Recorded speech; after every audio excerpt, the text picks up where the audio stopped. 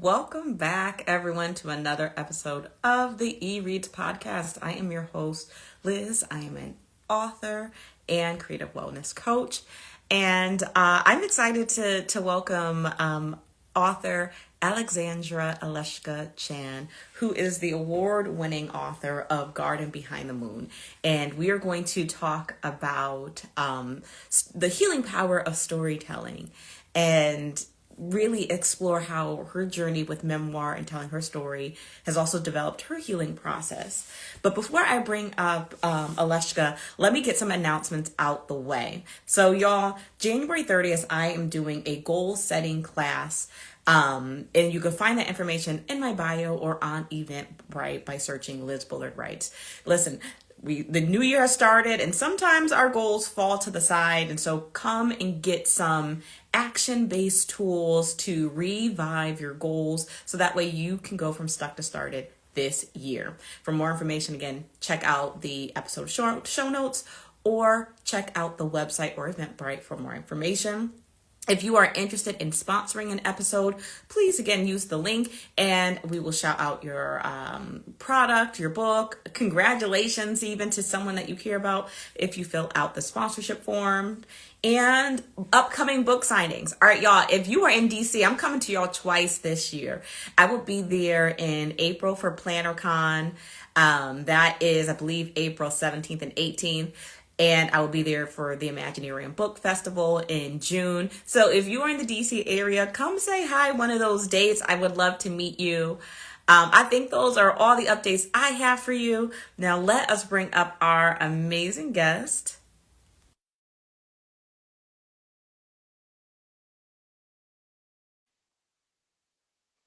Y'all, this is our first time connecting in person.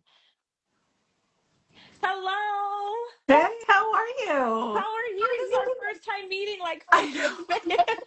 I know. Magic of technology. Amazing. Absolutely, absolutely. How are you doing? I'm doing well. I'm sitting in the very snowy northeast today. It's quite cozy. I know we got some snow, so it's like a cozy writer weekend. Yeah, yeah. Absolutely. Well, please, introduce yourself to the audience. I know you are an award-winning author, but please, you actually wear a lot of hats like myself, which I really get excited about. So please Uh, introduce yourself. they are the most fun people that have a lot of plates spinning. That's so Yes. vibrant and so exciting. Um, I'm Alexandra Chan. You can call me Aleshka. I am an archaeologist, an author, and an artist. My latest book is the memoir In the Garden Behind the Moon, a memoir of loss, myth, and magic. And I'm currently writing a historical novel, my first novel, third book, but debut novel. It's Oh, exciting. exciting. That Yeah, is I love very fiction. exciting. Oh, exciting. And y'all, I hear Preston coming up the stairs, so he may bark. So he always has to see who I'm talking to. I But know, I've got mine over here too, but she's quiet. She won't bark. oh, and what's her name? Juno. Yeah. Yeah. Oh, welcome, Juno. Yeah. Thanks. And so I'm really curious, in writing a memoir, I'm sure there's a lot of emotions that come up. What was that like for you? Was writing your story healing? Was it scary? What was that process like for you? I would say it was both of those things, and it was a very slow process too. I like kind of typed out my most recent my work in progress has come really far in just a year. But for the memoir, it took 7+ years to write, and part of that was Wow. because I was living it first, and Really? then you've got to let it percolate and integrate. And then some parts of it too were also a lot harder to write than others.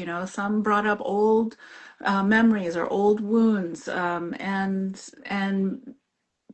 made me feel um, exhausted, or like Mm-hmm. butter spread too thin across toast, and those kind of things. And I would have to take time away from it so I could restore and re-energize. But what I did learn through the process was that even, and maybe even especially, the difficult parts, writing about it like that, when by the time I was coming back to the manuscript, yes, a lot of healing had taken place. And that was inadvertent. I said, oh my goodness, by the end, I was like, I think I just wrote myself to wellness by accident. Wow.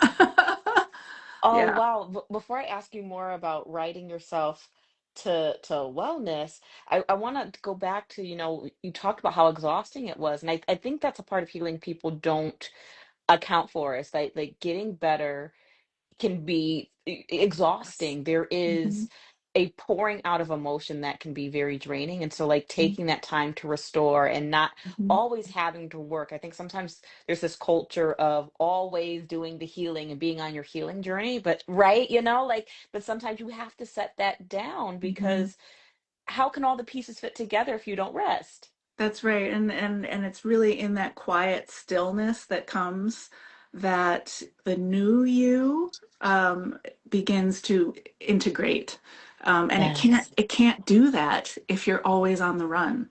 And so Mm, unfortunately, I think capitalist frameworks have made us confuse stillness with stuckness, and that's yes. not necessarily the case at all.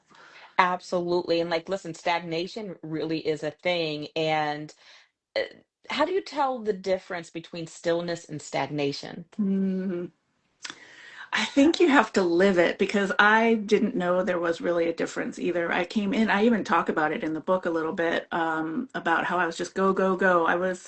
Um, but I idolized my father, and he was just sort of like the king of cool, and just did so many things, and I just felt like he lived a life to the hilt, a century of powerful living, and I wanted to be like him, and the only way to do that is to go, go, go, go. Mm-hmm. Was only in the process of writing this book where I experienced an inability to go, go, go, go because of grief Mm, and all of those things that I learned, that uh, I, I feared the stillness because I thought it was stagnation, and mm-hmm. only by going through it and coming out the other side, and I could see what happened, and I understood that that was not stagnation. Mm-hmm. That was regenerative. Ooh. That was growth, and it could only have that growth could only have happened in the stillness.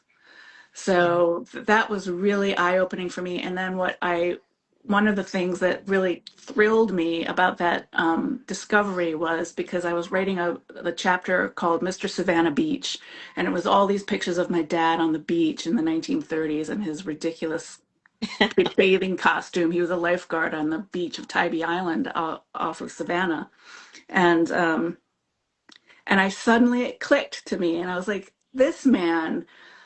Yes, he lived a century of powerful living, but he knew the value of rest and stillness. And here's the proof. I mean, look at all these pictures. Like half of these pictures, I had a huge box of pictures I had never seen before, like 500 Mm. pictures, and like half of them are of him doing almost nothing, hanging out on the beach. And I was like, okay, I think I got the wrong message or something watching his life. Mm. I missed it by half. And but I better late than never for me to discover. 1000%. And you said that growth happened in the stillness. And I think Mhm. that's the thing that's important.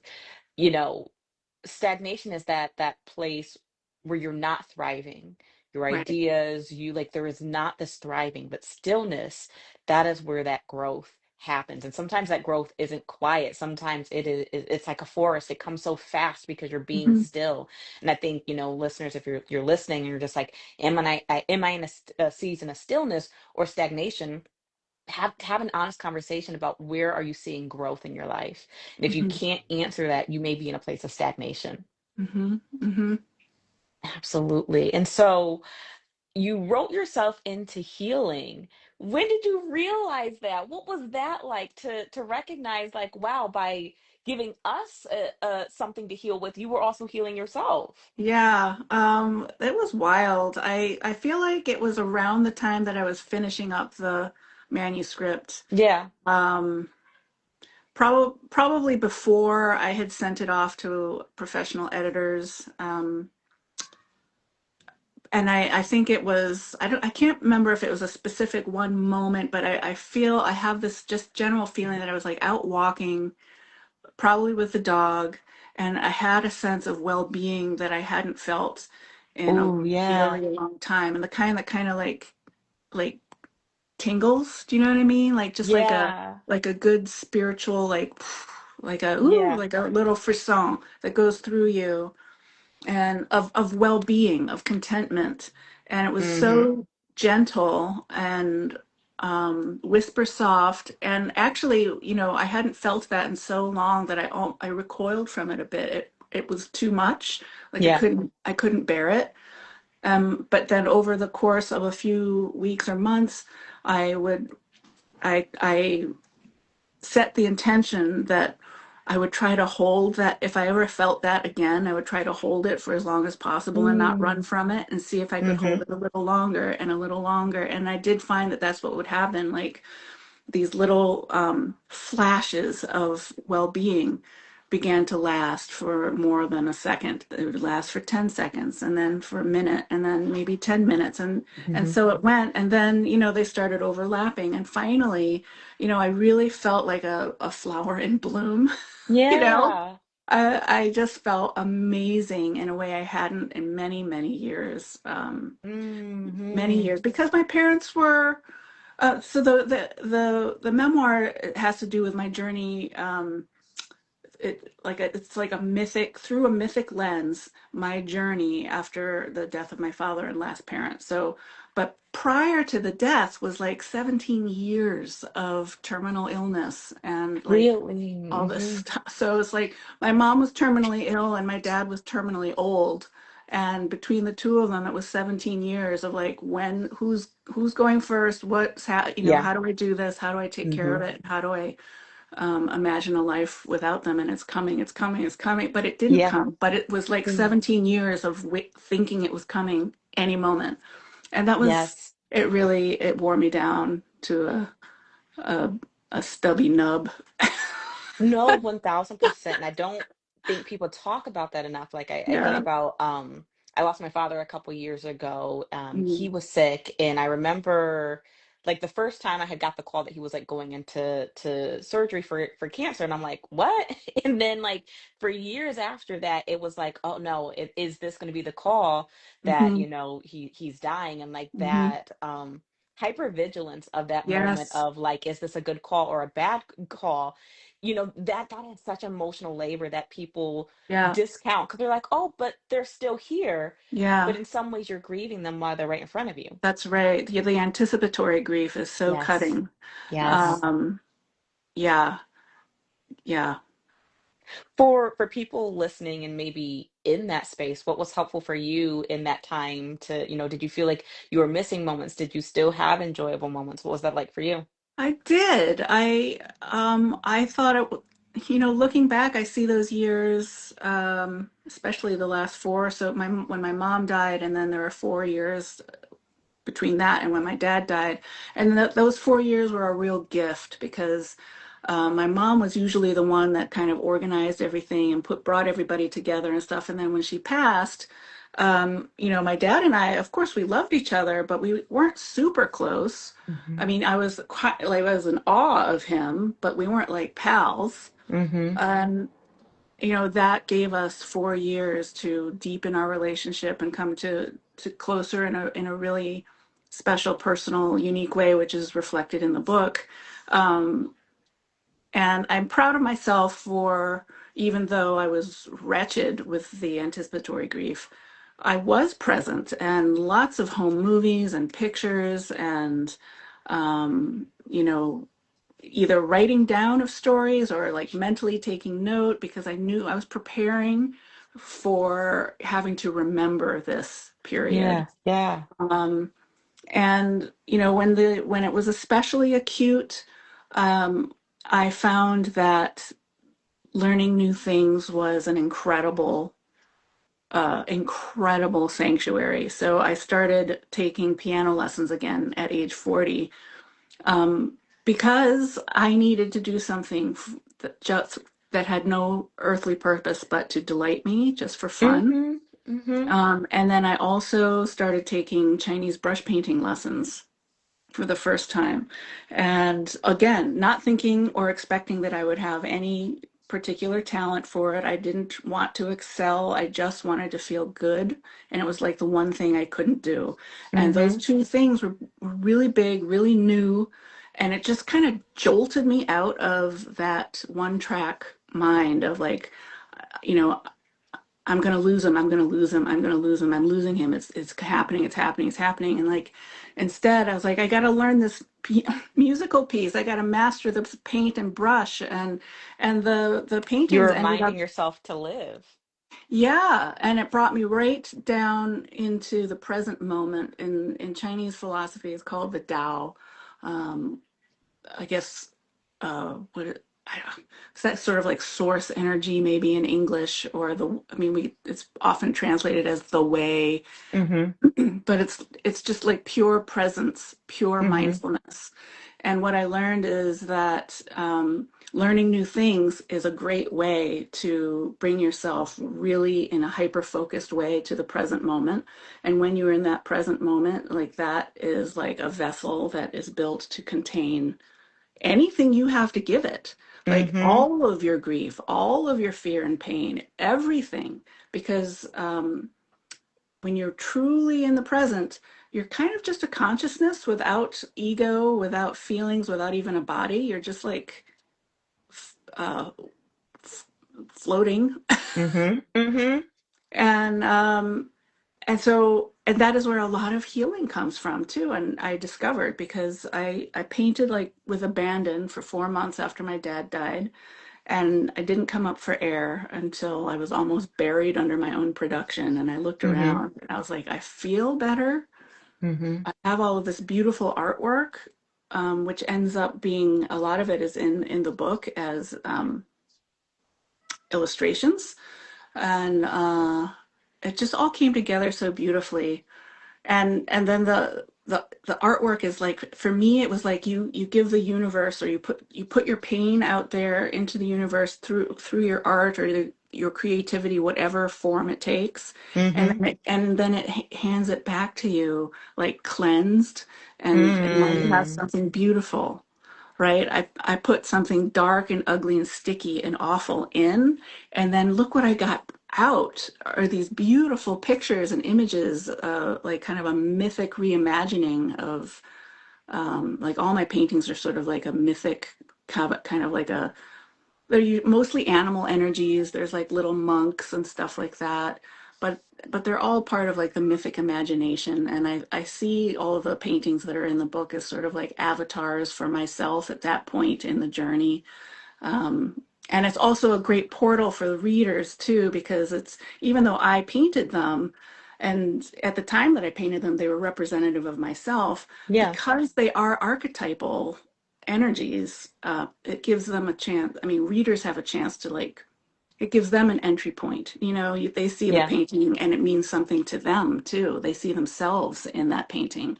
And that's the beauty of myth, is that it's universal. Absolutely. And like I also hear you highlighting the importance of vulnerability. Like Mhm. if you would have pretended to be so strong, I'm not hurting, and all these things, there wouldn't have been this chance to pour out and to see the Yeah. beauty in it. I think sometimes when we're hurting, we have a tendency to avoid what that feels like and the depth of Mhm. it. And like there's sometimes there's not that space, right? Life has to continue. You have to work because now you're the only provider and things like Right. that. But it is important to give yourself that space to feel so Yeah. that way you can pour out. And again, like you receive such beauty of like seeing that and seeing that emotion, especially when it Mhm. gets to be on the page. Right. Yeah. Absolutely. And one other thing I wanted to touch on was um mindfulness, so like really kind of putting on my therapy hat for a minute. So for those who don't know, as Aleshka detailed, mindfulness is being in the present moment, right? You're noticing your emotions without judgment. You're not ruminating over what was, concerned about like what's there, like you are just here.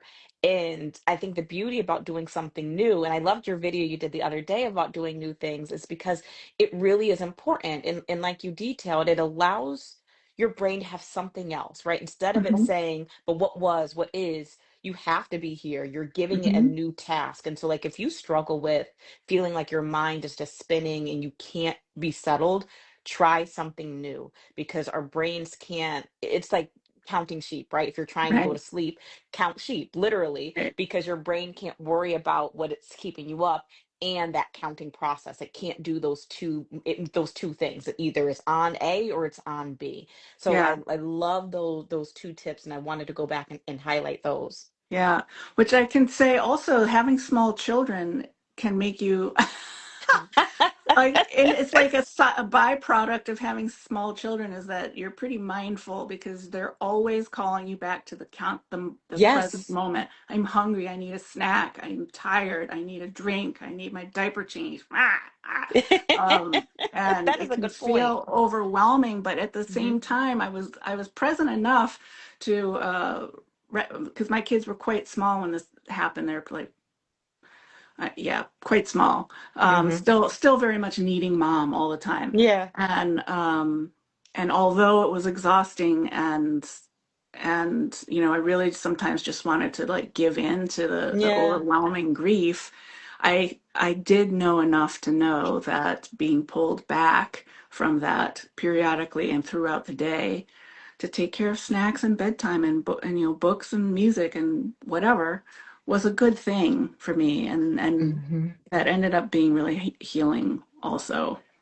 Absolutely. As you're talking, I'm thinking about I remember my mom talking about something one time. So like her mom was her best friend. Like they were tight. And I remember, she lost her. I was very young at that time. And remember she, again, so now she's, taking care of me and my older brother.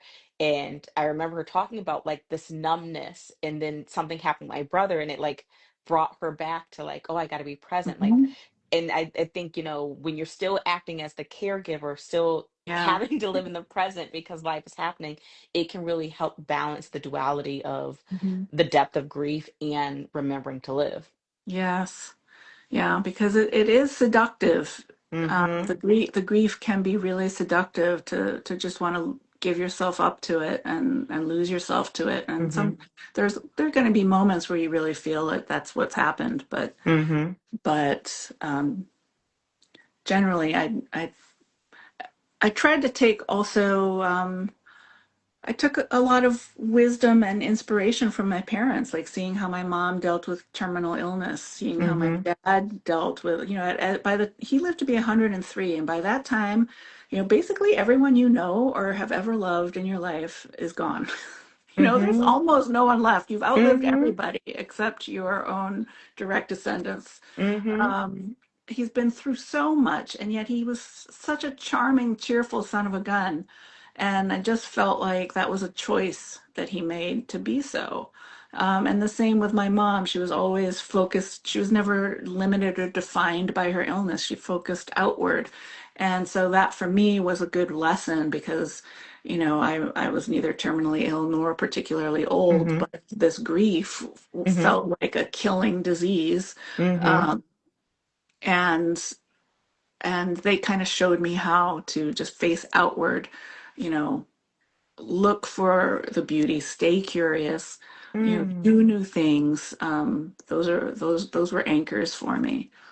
Yeah, I love that. Look for the beauty, stay curious, try new things. I love that. And It's hard to stay, like, staying curious is so important. Like, but like it's easy to and people hear that and they're like, oh, that's easy. I'm curious. I love new things and stuff. But that's great when everything's going well. Can you stay curious when you're suffering and when things are falling apart? Can you oh, still stay curious? That's a lot harder, but it's the magic is a lot more transformative also. And such a great reflective question. Can you still stay curious when you're suffering? Because you hardly have energy to do anything else. But I think that is so important to be Mhm. curious because it puts the focus back on you and not the Mhm. situation, not someone else. But again, it helps to ground you and like, I'm still here. My joy still matters. My needs still Yeah. matter. Like, Yeah. I think that that's valuable. And so amongst all of this, you are also writing a book at this time, correct? Like, how Yeah. did that journey of what made you say, okay, let me sit down and write a book? Well, that it came to me the way that I've heard other writers talk about it coming to them, and I always thought it sounded very magical, but that would never happen to me. And then what happened? I was out walking the dog, and all of a sudden, this like brain dump of like information just dropped into the top of my head. It really felt like like the ice bucket challenge. Whoosh. And I knew things. I was like, oh, there's this woman named blah blah blah, and oh, she's a boarding house proprietress, and she's lost her guardians, and they've left her a house but no living, and I mean, and I knew it. It wasn't like, what if she did this? I knew it. I was like, and this is what happened, and then she did this, and then guess what? Who shows up then? And it was kind of a fun dog walk, but by the time I was done, I was like, this isn't just like four or five little fun facts or ideas. Like this is a lot of information. I better write it down or I'm going to lose it. And I started writing it down, and it took me like 3 days to write everything down that had come through. And I said, oh my gosh, like this is like almost a fully formed story that I mean, I don't know. It was pretty magical. And what I love about it was that I've always been curious. Like for In the Garden Behind the Moon, it's of course it's nonfiction, although there are parts that are fictionalized, and it's also intertwined with myth and story and all of that. So it reads like fiction, but it is still a nonfiction story. And there's parts of my family history that have been lost to history. We're multiracial family, and that's true for a lot. I mean, it's true for a lot of people, but especially multiracial BIPOC Mm-hmm. families. There's a lot of information that's not available Right. anymore. I've been lost to history, and Mm-hmm. I didn't feel that I could speculate beyond a certain point for certain things.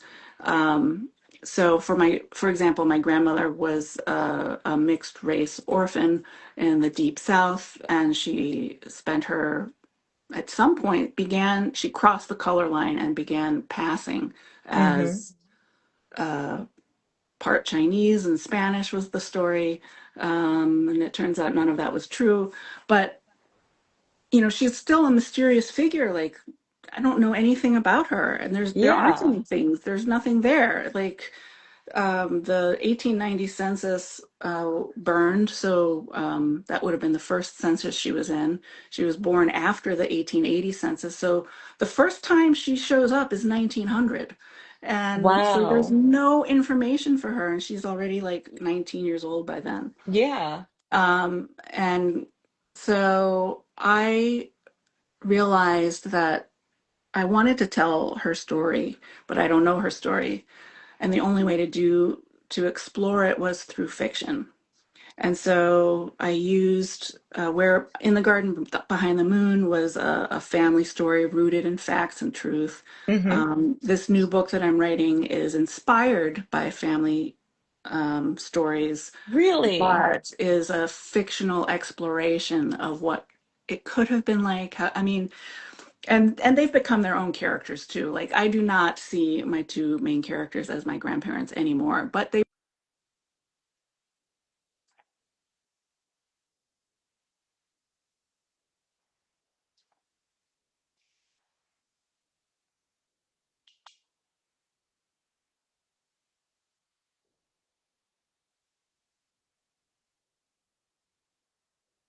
Hold on, Aleshka. Can you hear me? I've lost your audio. Can you hear me?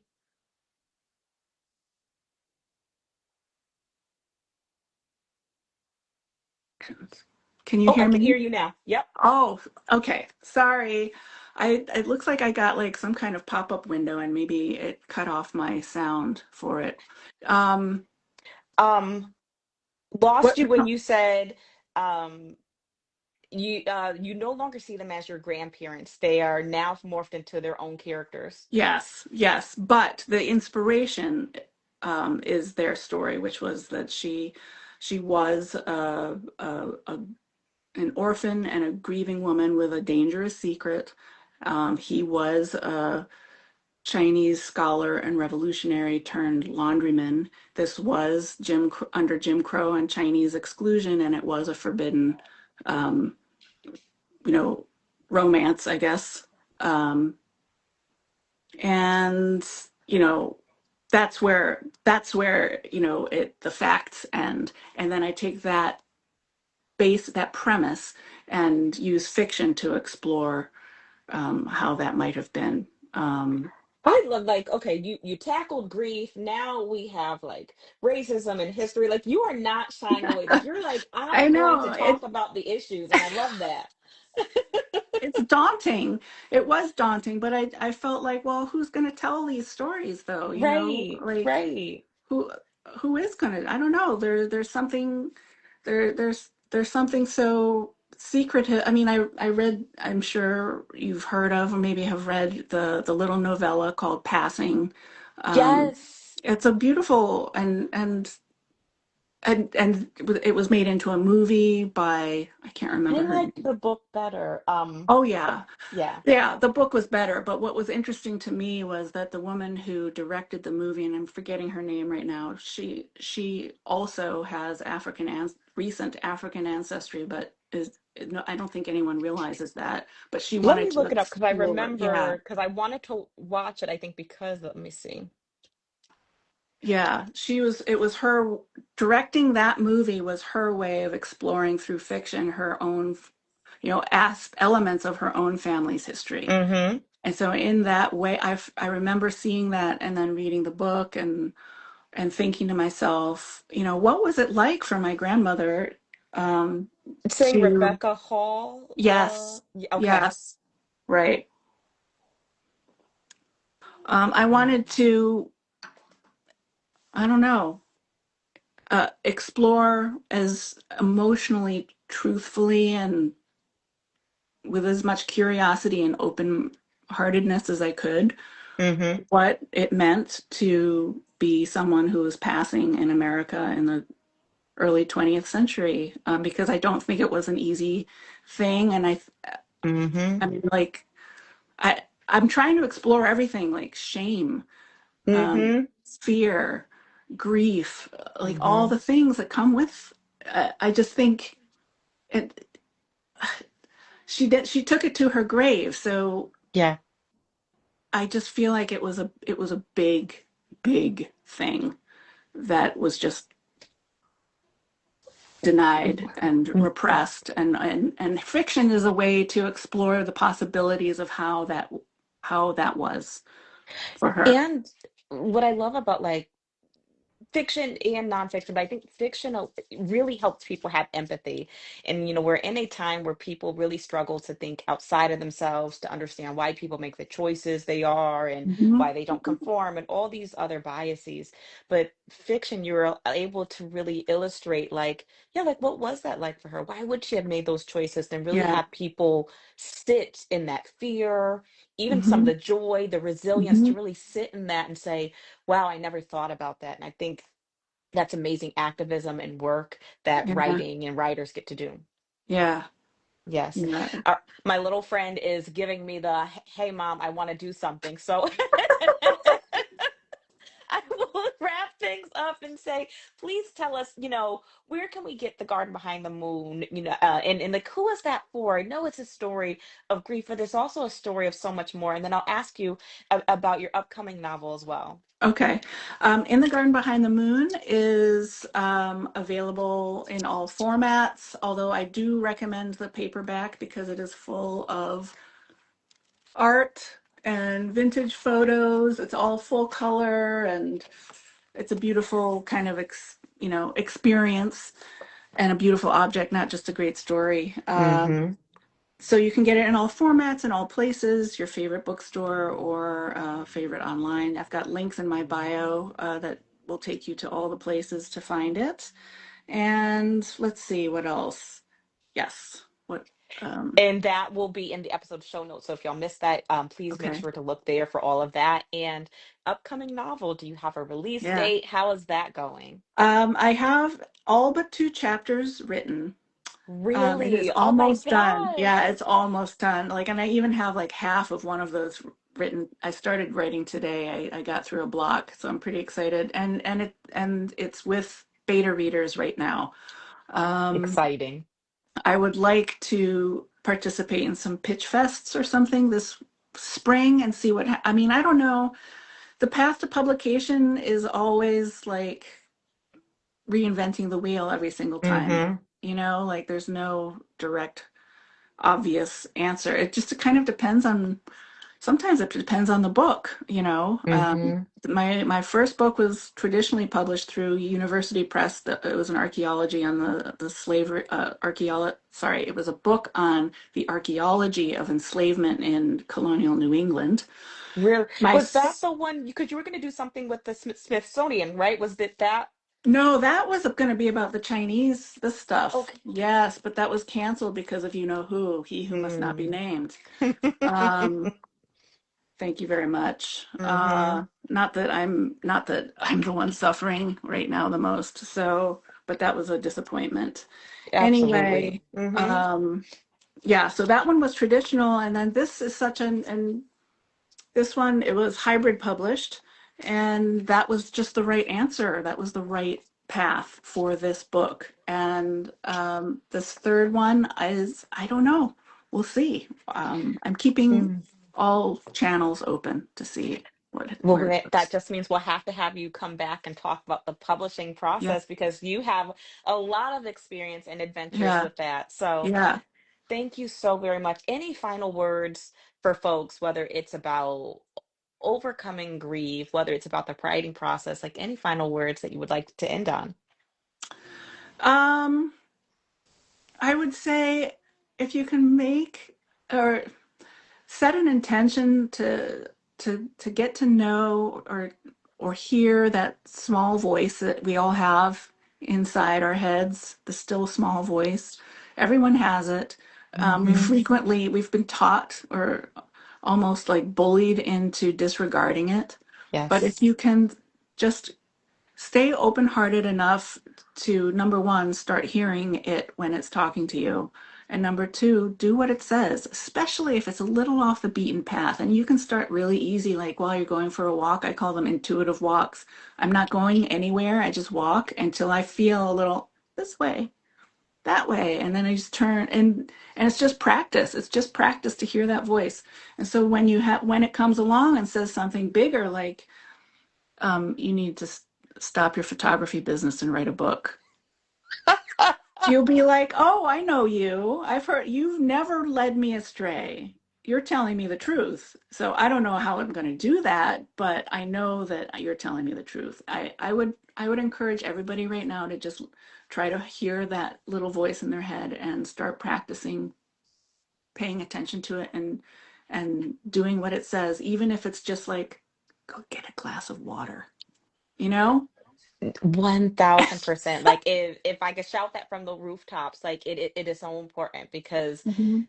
we have been taught to like not trust ourselves, and I think we turn too much to social media, to the Mhm. influencers, to this guru, to what should I do next. That only Mhm. comes from inside, and like getting to know that, and it's so important. So Here's I one so here's yeah, one good exercise for that. Just wanted to point out. In the please. morning, put your feet on the floor, both of them, hand on the heart, and say, "What do you need today?" And you listen. Whatever comes, I mean, don't even push back for a second. Whatever comes into your mind first, you do that for yourself that day. And it can be super mundane or it can be really big. It doesn't matter. But whatever comes through, you do it.